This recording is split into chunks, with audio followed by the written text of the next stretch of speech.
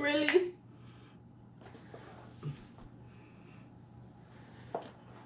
Thank you. You're welcome. Hello, and welcome back to Miss.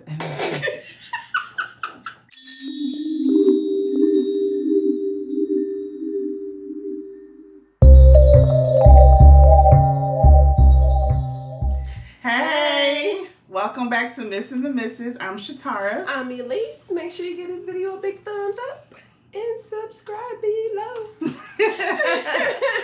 Today, y'all, we are doing a book review. So this is from a local author where we're from in Waukegan. I probably shouldn't say the city. But it's a local author. Her name is Ebony James. The book title is called, her book name is E.S. James, and it's called Sunshine's Moon. It's an easy read. It's about 140 pages almost. It's a really good storyline. It is, yes. I read it in one day. Yeah, we did. I did, yeah. While my baby was e-learning, I was just reading because I ain't got nothing else to do. But what I will say is it keeps you wanting more. Yes. So it's not a hard read to get to. You definitely will just keep turning the page because you need to know what's about to happen next. Yes, and so the last page of the book, y'all, she just like left us hanging, but it's like she didn't just stop because she ran out of time. It stopped because it was a good place to keep you wanting more. Yes. When I tell y'all it's a good storyline, it's about a girl in a relationship, and just something that we can all relate to, especially women. That's something that women can relate to, and just how we like do some crazy stuff for men. And you would think that it's predictable, but it's not. It's not. I'm telling y'all, every time I got to a point like, here she go. Right. It's not what you think. Absolutely not. It's not what you think. No, it's not. It's a really, really good story. It is. She has some really good quotes, and you'll actually hear from the author. But she has some really good quotes that I cannot wait to ask her about. There was one in particular. Let me find one. It's a lot of good stuff that I kind of highlighted in here. It is. But it's basically, not without telling the book, it's basically about a girl that's so in love with a guy that she's willing to accept his demons. Girl, she literally calls them demons. She calls them demons, right. But yeah, so it's this one quote in here, and I cannot wait to ask the author about this. And it actually is two. The first one is, she says, I spent so many years in limbo, waiting for the day when the man who owned my heart would finally let me at least rent his. And I'm like, wait, what? But it's crazy because sometimes we love so hard and we try to love somebody into loving us that don't love us. Yeah. And it's just like, we've all done it. Right. We've all had those. Done it. Especially when you're young or something like that. But when I saw that, I was just like, wait a minute. That's like, he owned your heart, but you can't even rent his? And you thought it would have been a wake-up call, but at the same time, like we said, this book is not predictable. And the sad part is, that's all she wanted. That's all she wanted. She didn't even want more than that. Yeah. She didn't ask nothing from him. Never. She was okay with him half doing whatever he was doing to help her out. She literally accepted his demons and called them demons. And she was just like, I know there's more to him. Yes. But for now, I'm going to accept his demons. And and it was almost like she separated the two. Yeah. She separated the man from his demons and say, I love that man, so I'll just take his demons too. Mm-hmm. And every time that he did something, she was like, that's not him. Yeah, that's not him. It's his demons. Yes. I don't think I would have had that. That wouldn't have been me. I don't think to some extent. To some extent that she went through wouldn't have been me. I feel like I have as a younger version of me. But once I've moved on, I get it like, oh, absolutely. It's literally some, like you said before, it's just some stuff you will not accept. No. And that we don't have to. But that also, in the book, she also kind of explained what she went through. Right. So, her acceptance level was where she was at because of her demons, so she said. So, but it's such a good book. It's such a good book. Y'all, I was taking notes. I got notes in here like, oh no, I don't ever want to be this in love. I got like, good, bye. I was like, about time! Exclamation point. And one other thing she said was, it's nice to be treated the way I have been treating everyone else. I see why they stay with me. I would stay with me too. Mm-hmm. And it's like she had that wake up call, but some other stuff happened that y'all just got to get the book. Yeah, the stuff this woman went through. Yeah. It kept going going. because she was just so sure this man was going to be the man she wanted him to be. She held on. She did. I don't think I mean, did. you never said what you would do in a situation until Right. you in it, but I don't think I would. couldn't do it. I just don't think. I mean, it comes like, and it's weird because it's like, why is at least this part not your breaking point? Right. Like the worst of the worst. I'm not married out of And they wasn't married. Was not married. So, sometimes in a marriage you kind of stay because of other factors, but was not married. Which you think would make it easier to move on. Right. But, woo, no. And it was we've had the book for a while, so we finally planned to, do the review today, whatever. And I was just like, man, I'm mad I waited so long to read it. It was just it's just a really good read, a really good story. It is. I mean, but it's so relatable though. And although we talking about the girl a little bit, but it's a little bit of her, I think, in almost every woman. Oh, absolutely. Probably every woman. I don't care what level they're on or whatever. It's married, not married, all of us. Yeah, it's called Sunshine's Moon. So her name is Sunshine. So it's a little bit of sunshine in all of us. It is. And you'll understand why. So get this book. Yes. But girl, great read, great story. I am sitting on the edge. When is part 2 coming out? I've already asked her. Is you writing part 2 yet? Are you done? Because she definitely leaves you in a place where you need to know what's next, but she doesn't leave you completely hanging. Yeah.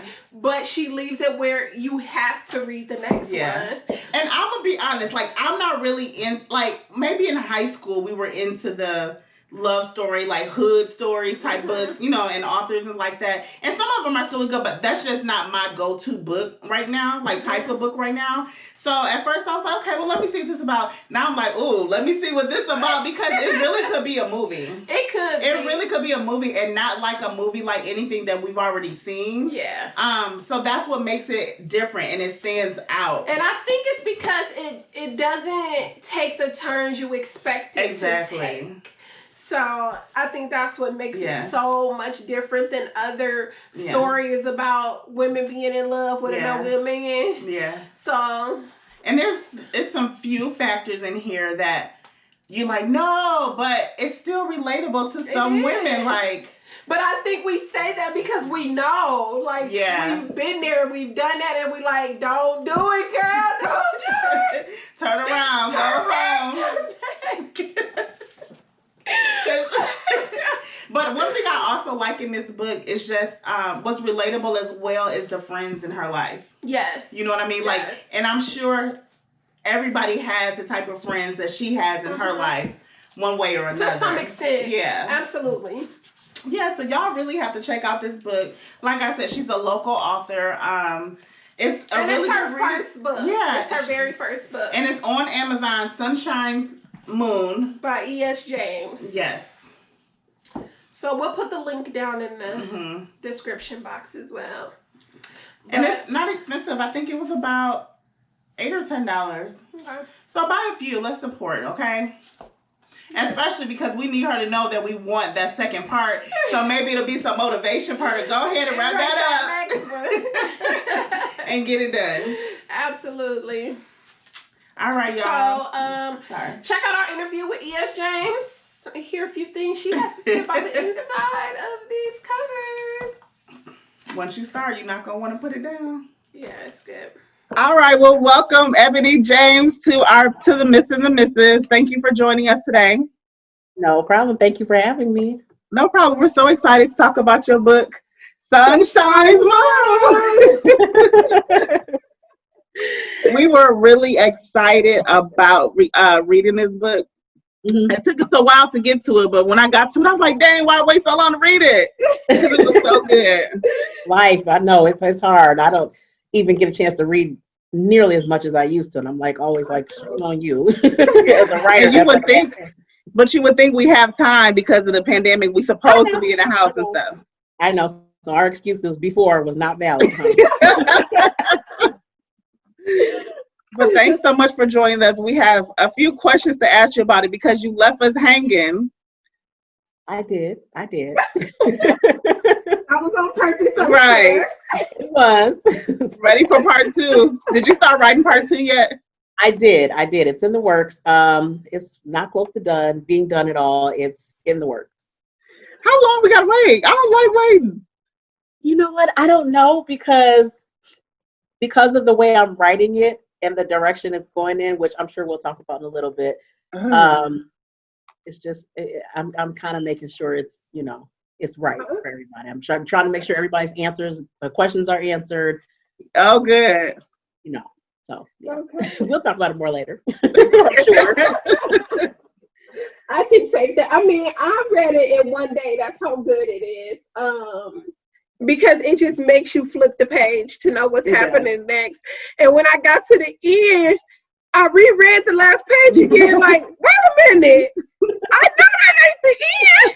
I read it again, and I was like, I texted Tara like, the ending of that book. I texted Tara like, wait a minute. Wait, what? Because I literally thought, I didn't think I was on the last page. I'm like, wait a minute. I'm rubbing the pages together like, the last words? Like, what? That was such a good book, though. Such a good story. I feel like so many people can relate to it. Oh, yeah. So what was your inspiration for this book, for this story? My inspiration was actually a person that I personally know.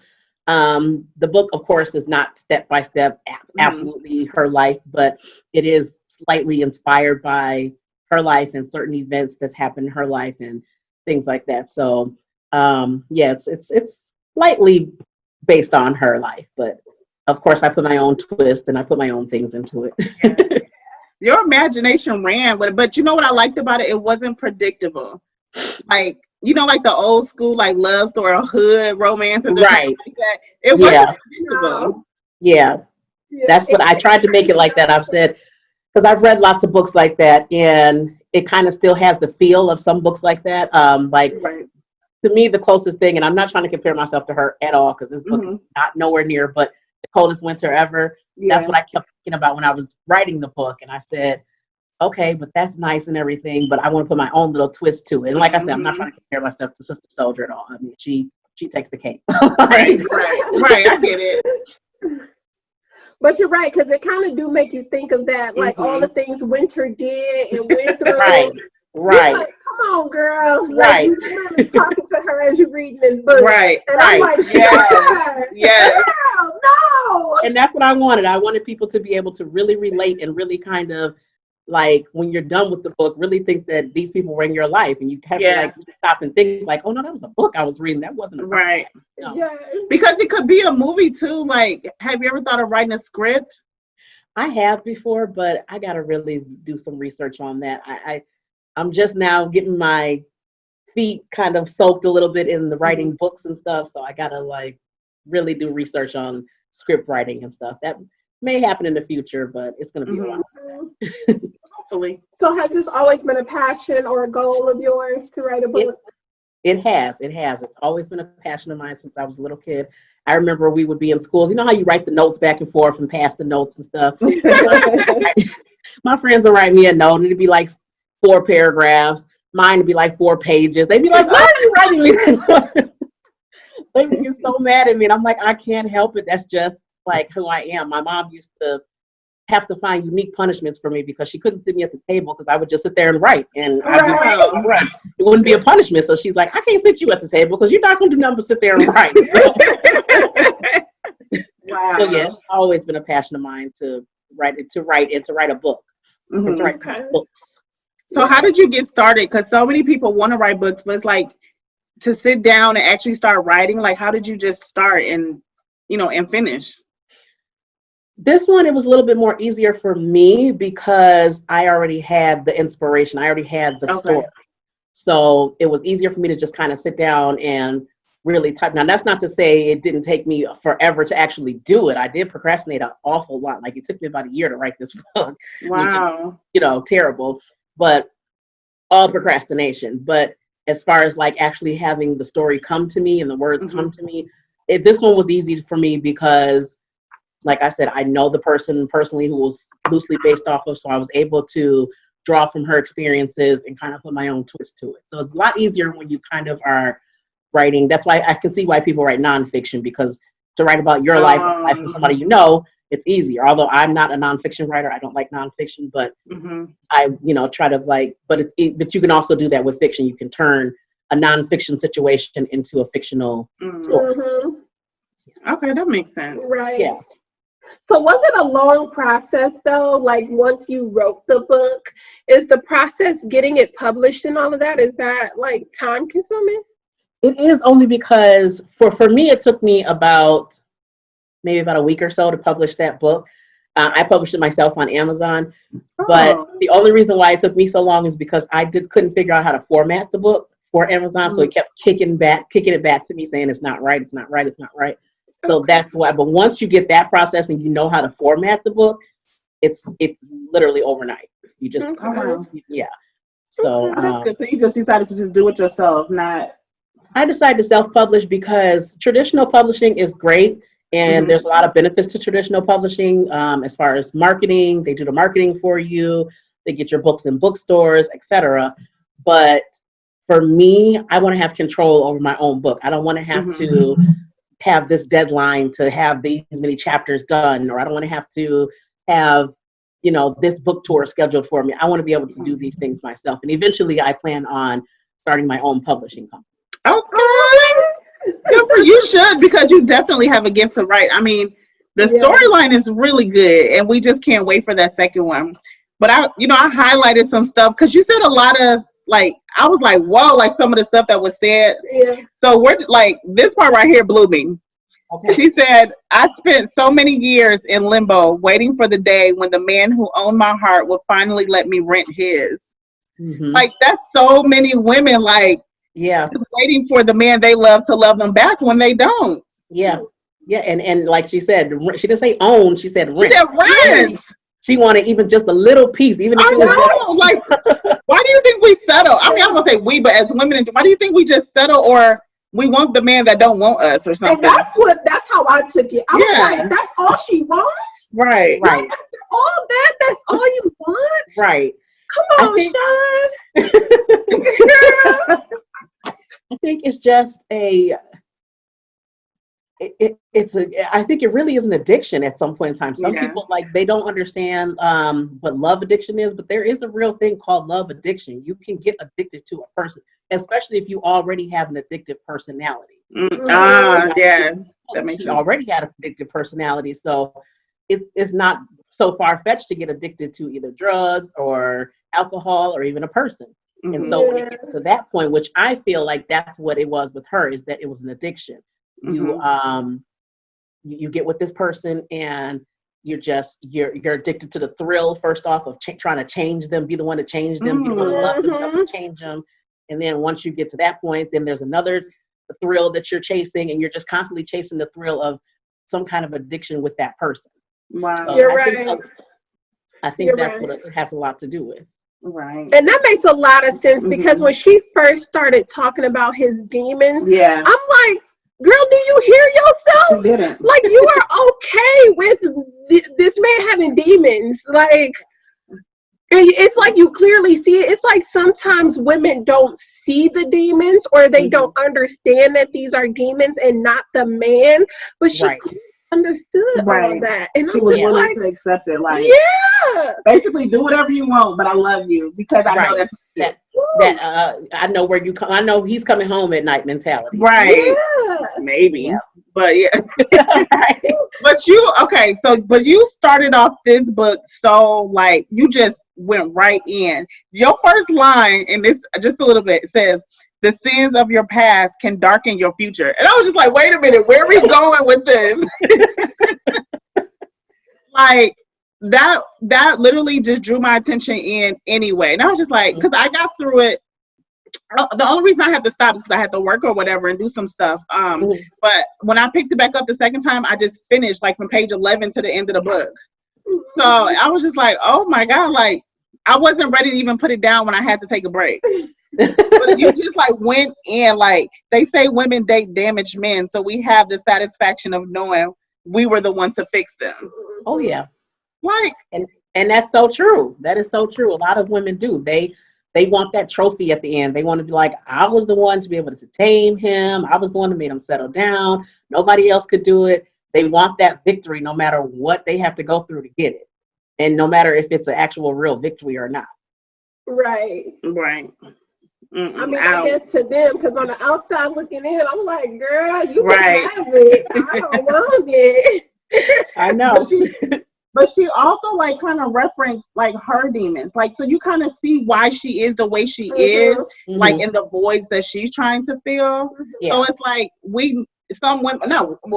sometimes we know that we're void. So we want to feel needed and useful and maybe helping him was giving her that as well. Yeah. And like what happened with her, a lot of times these women, they spend so much time trying to tame his demons that they don't even pay attention to their own until it's too late and they've already taken over their body. They've already taken over them. So then it's too late and then they're in a downward spiral. And I got one more. I'm sorry. You go ahead.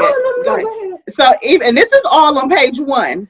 And this one starts on page 1 and ends on page 2. But she also says, because this is prevalent in our community as well, I don't do therapy because they would just make me rehash my childhood. Yeah. Which could save us from all of this turmoil. Crazy. Yeah. It could. Life. It could. I've never understood when people don't want to go to therapy. They have this stigma against, especially like you said, our community, especially our people. We have this stigma against therapy, against drudging up all of these things in our past. But what you don't understand is when you're drinking out of that bottle or when you're smoking weed or when you're doing whatever destructive behavior you're doing, you're drudging up these things anyways. You're just not talking about it. Yeah.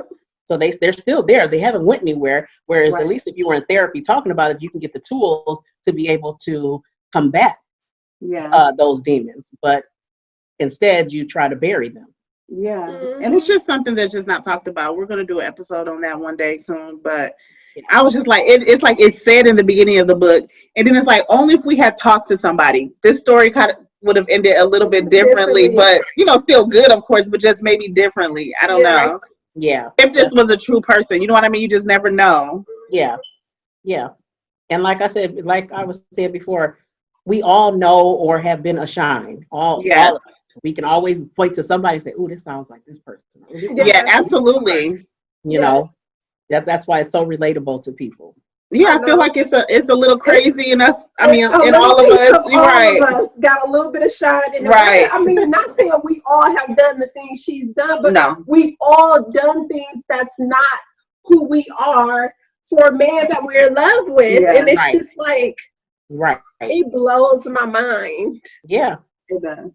It does. And I highlighted so much stuff because I'm just like, without giving the whole book away. But another small quote that was said was, because I'm not blinded, and this is the part that stood out to me, addiction dressed up as love. Like, she recognized it was she's like, I'm just going to do it. I'm addicted to it. And that must be what love is. I'm like, oh my God. Yeah. It's addiction dressed up as love. It's crazy you say that because I wrote somewhere in here when you describe what she looked like and her two best friends looked like. I'm like, they are so smart and beautiful. And I'm just like, why are they like this? And I'm just like, we have all been them before. And I'm just like, why? And it's just so sad that we can't see beyond it. Yeah. And the problem is with not only her but other women, sometimes you can see beyond it and they just choose to stay in it. They just choose to stay where they're at. You can see beyond it. You can tell the problem. You know exactly what's going on. You know that the relationship that you're in is a terrible one, a toxic one, but you just don't care because you just rather be with that person than not. some women are so afraid to move on or quote unquote start over, but it's like you forget that you're saving yourself by moving on and starting over. And it's like, and it's one thing, like even when I watch movies or read other books, I'd be like, I don't care how old I am. If I gotta start over, I'm starting over. I don't want to be just stuck with a man. But it's like, I also feel like people who are married sometimes don't give it enough. Like, you're not putting enough try into this. Like, you're just so willing to give up. And it's like, you married this person, like, fix it. Right. She said, fix it. At least you said you can say you did everything in your power to try to fix it. But I just feel like, unfortunately, our generation don't. Like, they don't give it enough push to try to fix it. They don't. Well, because, I mean, if you think about it, most people even get married for the wrong reason. They're not getting married because they love each other and they're really committed. They're just doing something just to be doing something. Okay, I got another quote. Okay, this might be my last quote. I'm sorry, but I was really just going. She said, alcohol only frees the demons. It does not create them.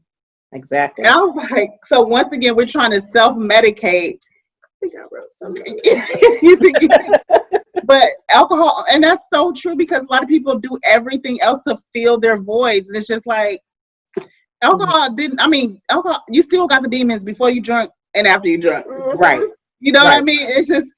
Yeah, and that came from an actual situation with the person who it was loosely based off of, because there was a lot of times, and I would get so frustrated with her when she would have these issues with her husband, and she would always blame the alcohol. Well, he's not like this when he's not drunk. And I'm like, no, it's not. The alcohol is not making him do anything. It's just allowing him to have the freedom to do what he's doing, but it's not making him do anything. And I know a lot of women will use that excuse that, oh, he's not like that when he's drunk, or he did this because he was drunk. No, it's not that. Alcohol is not going to make you do anything. If that's the case, the alcohol will make everybody react the same way, and it doesn't. Yeah, but I circled that too. I wrote "Woo Child" next to it. Like, come on, that was good. Like, that was so really good. True. But one thing I just remembered that I circled, I could have choked the life right out of him, but knowing me, I'll do the same to myself just to be with him again. And I was like, what? I was like, we as women really do this though. Like, trying to hold on. Yeah. Oh my God, I was blown away. And a lot of this stuff was, not trying to tell so much of the book, but a lot of this stuff was even before she was married. It's like, we do so much and we're not even legally bound to that person, at least legally bound, you know? Right. We try to prove ourselves. We try to prove that we are marriage material, and we try to prove that we can be this person's wife, instead of letting them pursue us and letting them just see us. You know, there's nothing that you have to really prove. I mean, of course you have to do certain things that attract a person and just be yourself and just do certain things in general. But I know a lot of women will really go out their way trying to prove that they're worthy of being that person's partner or wife or whatever. Right. Sometimes we have it so backwards. I mean, but it takes, of course, growth and learning yourself and learning to love yourself first.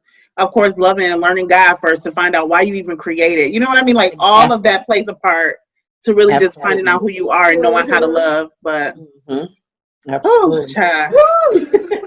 This was really good. I'm very proud of you. I'm happy that I had the opportunity to read it. I can't wait for part 2. I wish it was something that I can do to have you hurry that up a little bit. Because it was just the thing about part 2. I can give you a little bit of information on part 2. Okay. About part 2, that's, like I said, that's taking so long right now, is because part 2 is, of course, you're going to get some answers about Shine, Charles, Sai. You're going to get all the tidbits information on some answers on some unanswered questions. However, the story is not going to be theirs. It's going to be from Kaya. It's going to be Kaya's story, their daughter. So, okay. Yeah. So where they're going to be in there and she's going to be giving updates on them, it's not going to be something that's going to be throughout the entire book. Okay. Well, yes. Okay, I'm excited. Yes. And I love that, because as I read it, I kept saying, "Where is Kaya? Yeah. What is Kaya doing? Who is Kaya?" Like, and she's just growing up, and all of this is happening. Yeah. Yeah, so it's definitely going to be her story. So, like I said, the questions will be answered, but it's not going to be their story. It's going to be her story. Okay. So well, you definitely have my attention. Sprinkled in there. Okay, but are we going to find out the end? The answer to the end. I'm trying to say it because I don't want to give it away. Don't say it. Then who she yes, yes. You will in the next one. I'm excited. I can't wait. Like, I feel like I got like a new series to read. I know. You know. And I mean, it is good to just support, like, you're a local author, you're new to this, you know. Very proud of you guys. Like, guys, go out, order this on Amazon. We will definitely put the link below. Yes. Just really proud. And it's good. It's just a good book. Anybody could literally read it. Yeah. You know, from teenagers, definitely teenagers on up. I mean, they'll learn something. Yeah. And it's a clean book. I don't do all the cussing and all that stuff. Have your oldest daughter read it? She has, yes. Okay. What did she say about it? She's kind of a poker face, nonchalant type person, so she was just like, I guess. Because she's 18 now, right? She's 18, yes. So I think she liked it, but she, you know, she always has that poker face. She doesn't really get too excited. She's peeking around the corner right now looking at me. But that's good. Well, thank you. Well, congratulations on this. This was such a good read. I really enjoyed it. I did. So I guess just to close out, since you did kind of do everything yourself, published it and everything, right? To inspiring authors who want to write their first book, could you just leave us with like 2 things that you really love doing all the work by yourself, and then 2 things you may have done differently? Okay. Yeah. Well, like I said before, what I liked about doing it myself is I have the control over the release date. I have the control over how long it takes for me to write it. I have control over picking the cover. I have the full control. So that is something that I just always will strive to do. I don't think I'll ever do traditional publishing for that reason. I just like to have that control over my own work. You know, when you go traditional publishing, a lot of times they like to change it up too much. They'll, you know, want you to switch this, they'll want you to switch that, or they want you to add or subtract. I want to be able to do that myself, because like I said, I am a Christian woman, so there's not going to be too much of that raunchy stuff in my books, and I know that's what sells. I know that's what sells to a lot of people, but I'm just not willing to compromise and do that. So I know at traditional publishing, they probably would want you to do put a lot of that in there. I'm not gonna And also just the experience, just gaining the experience of trying something new. Not even as far as like the writing, but trying to figure out how to format it, and which I'm still learning how to do, but just learning different parts of publishing. Like I said, eventually I want to start my own publishing company. So just learning how to do all of those different things, the editing myself, the sort of editing myself, and the publishing and figuring out how to format it. It was exciting getting to try to figure that out. It's frustrating, but it's exciting at the same time. And what I would do differently is I would definitely hold off and wait until I have money for a good editor, because I'll be the first to say it's not edited well, but that was really on me. I was kind of in a rush, so I kind of got someone, and you know, you get what you pay for. So that was on me, and I do plan on taking it down eventually and getting it re-edited with a more professional editor and putting it back up. Because even as you see, there's no chapters, because I couldn't figure out how to do chapters, so it's just like one chapter book, which someone actually said they liked. And one of my friends, and she's my friend, but she's an honest friend, so she's not going to say I don't want to hear. And she said she actually liked. Wait, was that Lil?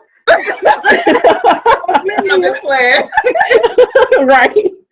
But she did. She said she actually liked it. I was surprised. She's like, I like the fact that there was like it just seemed like just one long story. She's like, and you know, maybe that's your writing style. I was like, no, it was an accident, but okay, thanks. I just couldn't figure out how to do chapters and format it. But so I definitely would say either do a lot of research and try to figure out how to format and edit and really go over your manuscript with a fine-tooth comb over and over and over again if you're starting off, because a lot of times when you are writing, you're starting off, you don't really have the money to hire an editor. Editors, depending on your word count, they are a lot of money.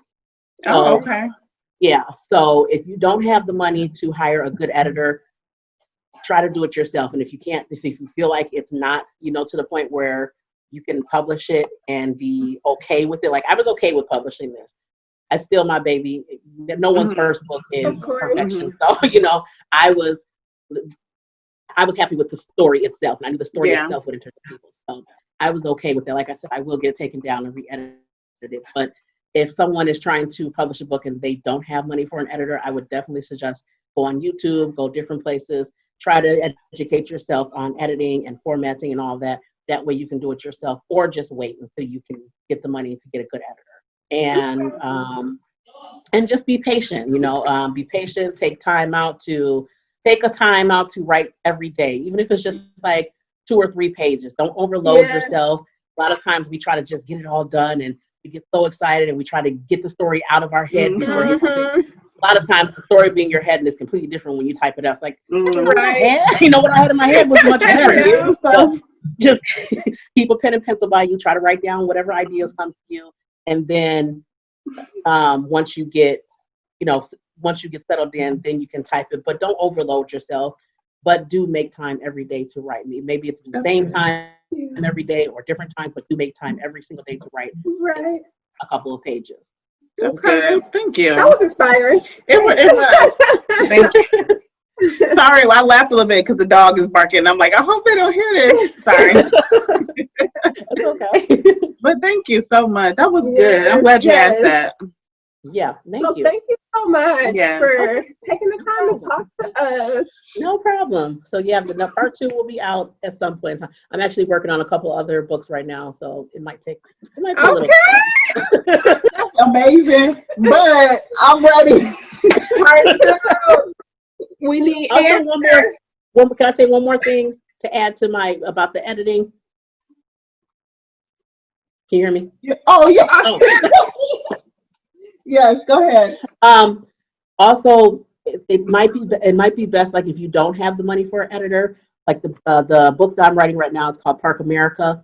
I actually got just a small group of people who I really trust and I trust their opinion. I made them my beta reading team and I sent them the first 7 chapters and I got honest opinions back from them. You can easily do that. It costs you nothing, but just get people who are going to give you honest opinions. Tell you. Yeah, that's great. So what other projects do you have coming soon? I have a book called Park America. It is kind of in tune with the culture of what we're going on today. It's about a woman who she's a urban fiction writer, and she's trying to write books which kind of illuminates the struggles the African Americans have in the African American community, but also illuminate how they overcome despite the struggles and trying to bridge the gap in between racists and blacks and not even just racists, but just white people who don't understand the struggles that black people have. Right. And but in doing so, but she was suburban raised herself. So she's getting flack from both sides where the white people are reading her book and they want the safe books that they can read without feeling bad. And the black people are basically saying, you're not black enough to write this book. Right. So she actually visits an amusement park and they have different exhibits, which are like different events in America. And one of them is a slavery exhibit. And she, knowing that these ailments go all the way back to slavery and they're still ailing us today because of slavery, she decides, because she's not black enough to write about this, she wants to go and visit the slavery exhibit to try to get more insight, but it's not going to be that easy for her to get out. Yeah, that's good. That is really good. So you have a broad range. It's just very good. Imaginative. I do. And then the one I'm getting actually edited this week, and I just finished. It's a young adults book. I really don't know what genre it is. I wrote it and I'm like, it's too advanced to be a children's book, but it's too, I don't know what it is. But anyways, it's called Early in the Clouds. It's about a little girl who, she lives in a big cloud, in a big tower in the clouds, and she has a bunch of different friends, and all these friends have like different things. Like one of them is a hypochondriac. One of them is, she dresses like opposite of what the weather is because she's always scared she's going to be caught in opposite weather and just different things like that. And they go on little adventures. And at the end, there is a big twist, which I can't really say without giving away. Here we go. Here we go. Well, you definitely cliffhanger, but it is a twist. It's not a cliffhanger, yeah, but it is a twist. But I can't really get, if I do that, then it's going to give the whole. Yeah. Okay. Well, you definitely have our support, and we've been talking about it all weekend. We had dinner yesterday, family dinner and stuff, and we've been talking about it. So we are very excited and happy for you. Can't wait to read it. Yeah, that Park America really does sound good. Like I'm like, okay.